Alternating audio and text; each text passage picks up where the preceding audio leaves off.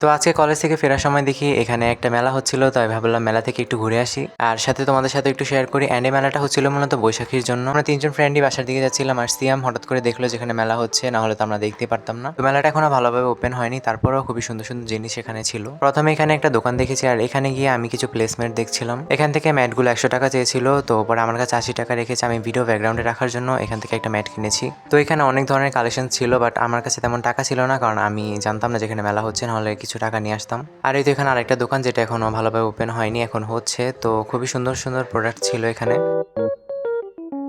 আর একটু সামনে যাওয়ার পরে আরেকটা দোকান দেখলাম যেখানে প্লেসমেন্টসগুলো আরো সুন্দর ছিল, তবে আমি যেহেতু একটা নিয়ে নিয়েছি তাই এখান থেকে আর নিতে পারলাম না। আর এখানে অনেক ধরনের অর্গানাইজার ছিল যেগুলো দেখতে খুবই সুন্দর।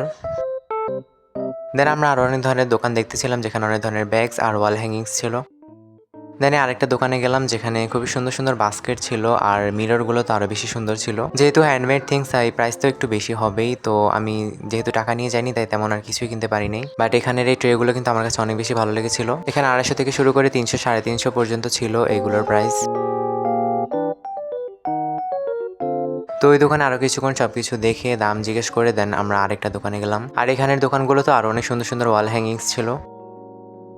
তো এখানে আমরা তিনজন ফ্রেন্ডরাই সবকিছুর ভিডিও আর ছবি তুলতেছিলাম। আর এখানে ফ্লাওয়ার ভাসটাও কিন্তু খুবই সুন্দর ছিল। দেন এখানে আরো অনেক ধরনের প্লেসমেন্টস আর টেবিল রানার দেখেছিলাম। তারপর আর কি আমাদের ফটো সেশন শুরু হয়ে গেল, কিছু ছবি তুলেছি। আর এই মেলাটা এখনো ওপেন হয়নি ঠিক মতো, কারণ এখনো জিনিসপত্র আনা হয়নি অনেক দোকানে। আর মেলাটা হয়েছিল আমাদের কলেজের একদম পাশে একটা প্রশাসনিক জায়গায়।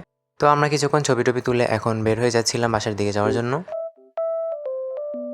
তো আমরা যখন বের হয়ে যাচ্ছিলাম তখনও দেখলাম আরো অনেক ধরনের প্রোডাক্টস আনছিল, মানে এগুলো দেখতে খুবই সুন্দর ছিল। তো যাই হোক আমরা আবার বাসার দিকে রওনা হয়ে গেলাম। আর বাইরে অনেক বেশি গরম ছিল, মানে আমাদের অবস্থা একবারে খারাপ হয়ে যাচ্ছিল। তো এই তো বাসে উঠে পড়েছি আর এখন বাসার কাছে আসার পর সিয়াম ওর বাসার দিকে চলে গিয়েছে। আর এখানে আমি আর রাজু সিঙ্গারা খাওয়ার জন্য বসেছিলাম। আসলে আনফরচুনেটলি সিয়াম চলে যাওয়ার পরে আমরা বসেছি, নাহলে একসাথে বসতে পারতাম। তো তারপর আমি বাসায় চলে এসেছি। আর আজকের ভিডিওটা এতটুকুই। সবাই ভালো থেকো, আল্লাহ হাফিজ।